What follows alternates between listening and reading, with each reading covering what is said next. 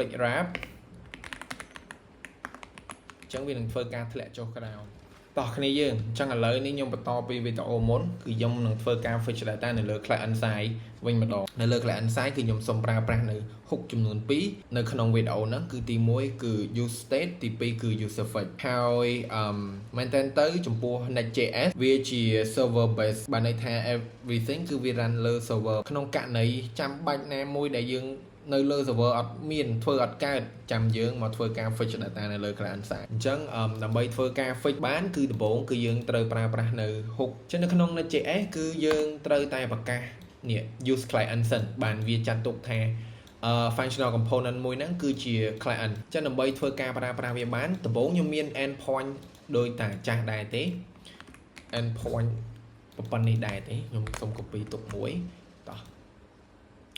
ចឹងនេះបច្ចេកចាស់ខ្ញុំទេប៉ុន្តែខ្ញុំចង់ record វីដេអូឲ្យគ្នាយើងឃើញចឹងខ្ញុំមាន page functional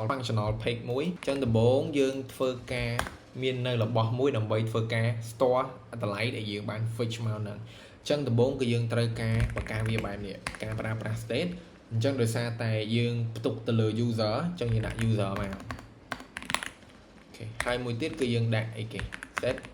set user បែបនេះចឹង user សូមមាន s មកហើយយើងឲ្យវាស្មើទៅនឹង use state បែបនេះញ៉ាអញ្ចឹងចំពោះ use state នឹងផងដែរគឺកន្លែងនេះគឺយើងអាចធ្វើការដាក់វា empty array បែបនេះក៏បាន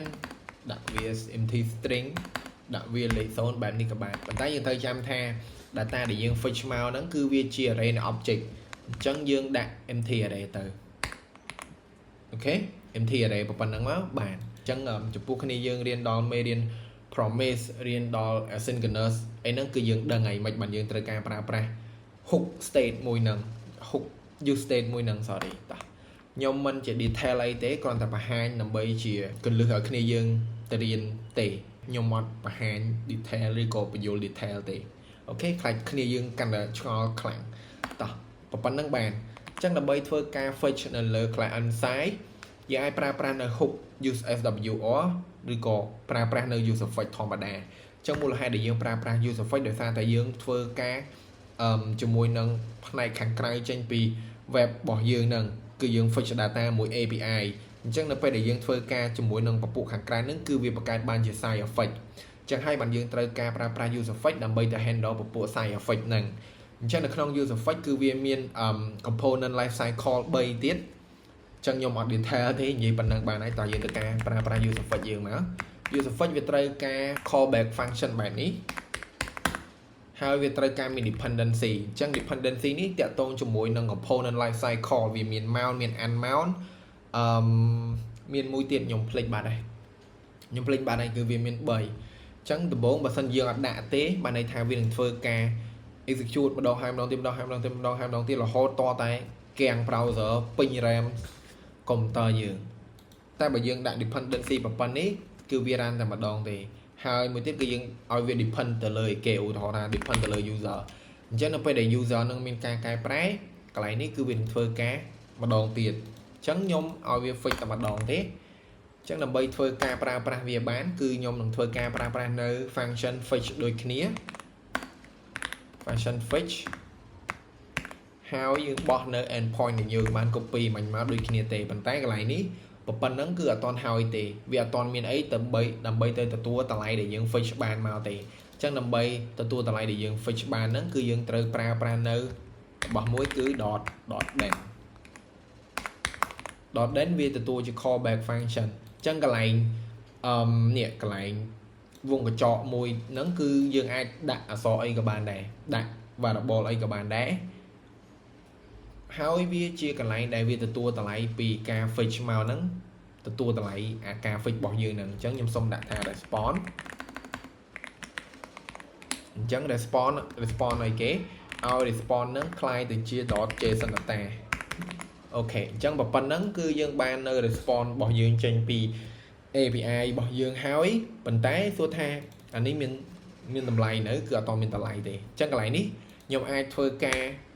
.den មួយតង់ទៀតខ្ញុំដាក់ថា data តមកទៀត ខ្ញុំ nhom đặt console log data chẳng bởi nhom đặt một phần ní cứ nhom ai console log bà này phần tay đầm bay oi via display bán to tại nơi không page ní cứ dương hai client bạn đi màu sơn từ viên display bàn nát thì dương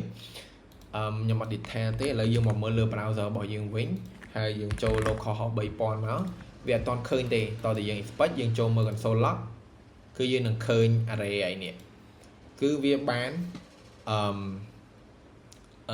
fetch màu bàn này bằng tay dương trong ban là data nó một set được nóng và đặc biệt bao giờ nè đầm bay khi dương nghi through vô từ map đã component display trên chỉ data ở cái khơi chân đầm bay phơi bài nâng bán cứ dương tăng data đôi khi là tại máu bằng tay dương pra nữ function bỏ state bao dương nó set data này mà chân lại đi ban đây thằng mất anh ấy về chia user nó hai đi về chia function chân function lại ní cứ về mình tu nền tí không ca dọc tờ lấy tờ set áo user môi nè cái lại user nè chẳng khi dương riêng user state user phấn cái dương đăng ấy chẳng nhưng thôi ca do là tờ lấy data .json nè tờ lấy để dương bùng lại trên bị json data thì chia transcript object nắng tờ set áo user bao nhiêu nè chẳng cái lại ní user bao nhiêu nâng miên tờ lấy vậy cho nên p để dương console log user bao nhiêu xong đặt tha this is user hơi user trong máu ok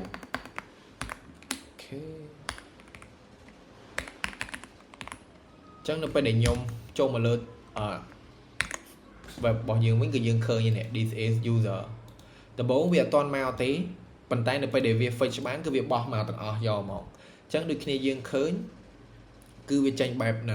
chắc họ tha khi dân miên chỉ ca component rồi có a sen tiết khi dân ai phơi ca dốt user mùi nắng vô máu map bà này u đó ra bà xin gì dân miên a trăm là tua tới giờ miên là bo môi nằm bây giờ data nắng vô một map thì map nắng là mất là biệt mất map nắng cứ biển trẻ cứ nhầm do user nắng máu dot map chân máu hay nhầm miên chỉ user cat component cái advanced cái này dân bài toàn vô các bạn đấy user cat component bật một phần năng một té map cứ việc đầm rồi miền nơi nó bỏ mũi cứ khí nhưng ai đã indexแบบนี้các bạn bàn tay việc chịu base break thì tế cứ nhom xong đã tha dương miền kho bẹp mũi đã user chân nhom đã tha dot id chân mạch bàn nhom đơn tha user dot id cứ endpoint bỏ dưỡng cứ về spawn máu id và phần địa chân và phần ấy cứ về smart năng mà user trong user.id, user.image, user.email, user.gender,និងuser.name អញ្ចឹងមកអូខេប៉ុណ្ណឹងវាអត់តន់ហើយទេយើងធ្វើការបោះ prop ទៅសិន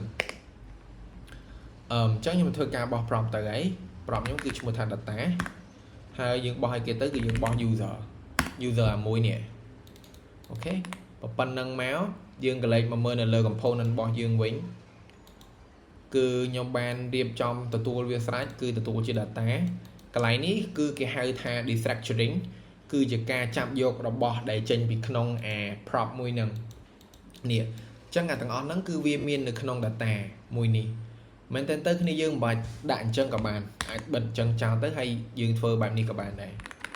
data.id អញ្ចឹងក៏បានដែរអាសញ្ញាសួរហ្នឹងគឺ prevenal ប៉ុន្តែដើម្បីឲ្យយើងងាយស្រួលមើលគឺខ្ញុំធ្វើការ destructuring យកមកទៅ